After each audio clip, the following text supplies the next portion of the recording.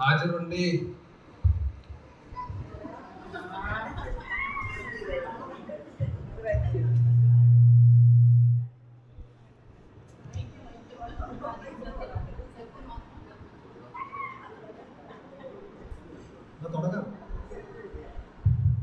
Your honour, ഈ നിൽക്കുന്ന എന്റെ കക്ഷിയായ മാത്തുക്കുട്ടി ഒന്ന് ഉറങ്ങാൻ പോലും പറ്റാത്ത വളരെ ദയനീയമായ അവസ്ഥയിലാണ് ആയിരിക്കുന്നത്.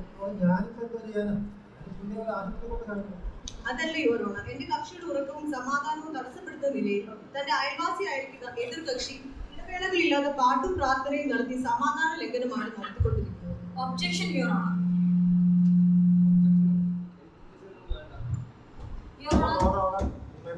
ഇന്ത്യൻ ഭരണഘടനയുടെ ആർട്ടിക്കിൾ 25 പ്രകാരം എന്റെ കക്ഷിക്ക് പാടാനും പ്രാർത്ഥിക്കാനും ഒക്കെയുള്ള പൂർണ്ണ സ്വാതന്ത്ര്യമുണ്ട്. പിന്നെ സമാധാനം നഷ്ടപ്പെടുത്തി, ഉറക്കം നഷ്ടപ്പെടുത്തി എന്നൊക്കെയുള്ള വാദങ്ങൾ എന്റെ കക്ഷിയോടോ കക്ഷിയുടെ വിശ്വാസങ്ങളോടോ ഉള്ള തികച്ചും വ്യക്തിപരമായ വിദ്വേഷമാണെന്ന് ഞാൻ പറയുന്നു. മാത്തുക്കുട്ടി അല്ലേ? അല്ലേ? ഇവിടെ അങ്ങനെയാണല്ലോ പേര് കൊടുത്തിരിക്കുന്നത്. ആ ശരി, എന്ത് ചെയ്യുന്നു? അതല്ല ചോദിച്ചത്, ജോലി എന്താണെന്നാണ് ചോദിച്ചത്. എത്ര മണിക്ക് തിരിച്ച് വീട്ടിൽ വരും? അതിനുശേഷമാണോ എന്റെ കക്ഷിയുടെ പാട്ടും പ്രാർത്ഥനയൊക്കെ കേൾക്കുന്നത്? ഞാൻ രാവിലെ എഴുന്നേക്കുന്നതന്നെ ഇവരുടെ പാട്ടാണ് എന്റെ അലാറം. വൈകിട്ട് ജോലി കഴിഞ്ഞ് വന്നാലും ഈ അലാറം കേൾക്കാം. രാത്രി കിടക്കുമ്പോൾ ഈ അലാറം. ഇതിന്റെ സ്വിച്ച് എവിടാന്ന് എനിക്കിതുവരെ അറിയാൻ പാടില്ല. എനിക്ക് ആ സ്വിച്ച് ഒന്ന് ഓഫ് ചെയ്ത് തരണം. അയ്യോ സാറേ, ഞാനൊരു ദൈവവൈദ്യനാണ്. എനിക്ക് ഈ പാട്ടും പ്രാർത്ഥന എന്നുള്ളതൊന്നും ജീവിക്കാൻ പറ്റത്തില്ല. ഞാൻ ഈ മാത്തുക്കുട്ടി വ്രതം വേണ്ടി എന്നും പ്രാർത്ഥിക്കാറുണ്ട്. ഈ പുള്ളി ഒന്ന് മാനസാന്തരപ്പെട്ട് മദ്യപാനമൊക്കെ ഒന്ന് മാറാനായിട്ട്. അയ്യോ സാറേ, എനിക്ക് വേണ്ടി പ്രാർത്ഥിക്കണ്ട. ഞാനെങ്ങാനും മാനസാന്തരപ്പെട്ടു പോയ പിന്നെ ഞാൻ എങ്ങനെ പുറത്തിറങ്ങി നടക്കും? ഈ തല പ്രാർത്ഥിക്കുന്ന മൊത്തം നടക്കും. ലാസ്റ്റ് എനിക്ക് കുപ്പി കൈകൊണ്ട് തൊടാൻ പോലും പറ്റില്ല. എന്നെ രക്ഷിക്കണം സാർ. യുവർ ഓണർ, എന്റെ കക്ഷിയുടെ മാനസിക സമ്മർദ്ദം കണക്കിലെടുത്തുകൊണ്ട് എതിർ കക്ഷിയായ ലിൻസിയുടെ പ്രാർത്ഥനാ സമയം വേണ്ടി കുറിക്കണമെന്ന് ഞാൻ കോടതിയോട് വിനീതമായി അഭ്യർത്ഥിക്കുന്നു. അതൊന്നും പറ്റുന്നില്ല. പ്രാർത്ഥനയില്ലാതെ തള്ള പറയുന്ന മൊത്തം പച്ചക്കള്ളമാണ്.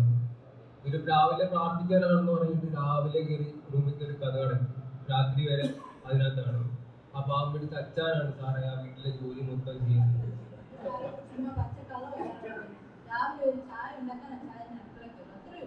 അപ്പോൾ ഉച്ചയ്ക്കോ?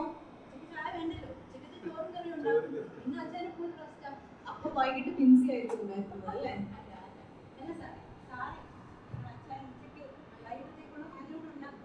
അതന്നെയല്ലേ നല്ല ഞാൻ ആദ്യം അങ്ങോട്ട് പറഞ്ഞത്. ഞാനൊരു ദൈവവേദനാണ്. ഞാൻ മറിയുടെ നല്ല അംശം തിരഞ്ഞെടുത്തു, അച്ചായൻ അടുക്കളയിലെ അംശം തിരഞ്ഞെടുത്തു. യുവർ ഓണർ, എന്റെ കക്ഷിയുടെ ഈ പരാതിയിൽ ഉൾപ്പെട്ടിട്ടുള്ള മറ്റൊരു അയൽവാസിയെ കൂടി വിസ്തരിക്കാൻ അനുവാദം തരണമെന്ന് ഞാൻ അഭ്യർത്ഥിക്കുന്നു.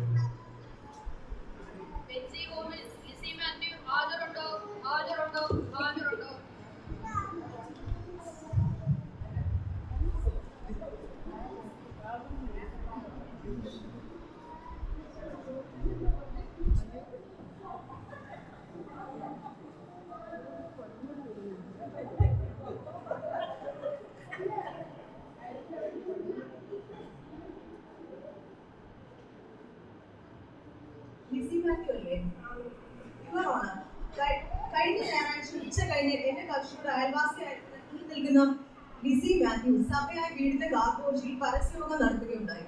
ബാക്കി ഞാൻ പറയാൻ പറ്റില്ല. ഞാൻ ഉച്ച കഴിഞ്ഞ് ആഹാരം കഴിച്ച് 2 പെങ്കടിച്ചിട്ട് ഒന്ന് മയങ്ങി വന്നപ്പോഴാണ് പെട്ടെന്ന് ഒരു സൗണ്ട് ഞാൻ കേട്ടു. പെട്ടെന്ന് ചാടിയിരുന്നു. ഭൂമി വലിപ്പമാണോ എന്താ അറിയാൻ പാടില്ല. നോക്കിയപ്പോ എന്താ ഈ സഹോദരിയുടെ സിറ്റ് ഔട്ടിൽ കമ്പയറും പാട്ടും കേൾക്കാം.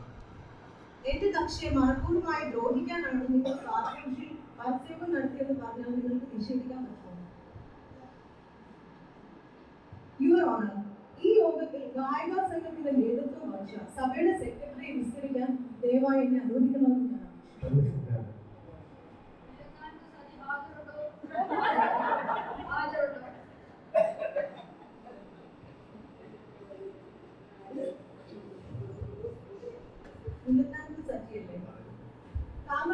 നിർദ്ദേശപ്രകാരമാണ് കഴിഞ്ഞ ഞായറാഴ്ച പരസ്യയോഗം ഇവിടെ കാർപോറേഷൻ നടത്താനിടയായത്.